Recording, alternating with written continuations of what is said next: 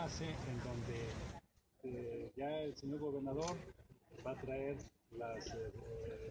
todos los apoyos precisamente en agua por parte de Conagua, Liconza, así como despensas para poder llevar a cabo la ayuda a aquellas comunidades que fueron afectadas con la lluvia. Todo está planeado como se previó, gracias precisamente a la estrecha coordinación que tenemos con el gobierno del estado. Muy bien, señor. Continúa el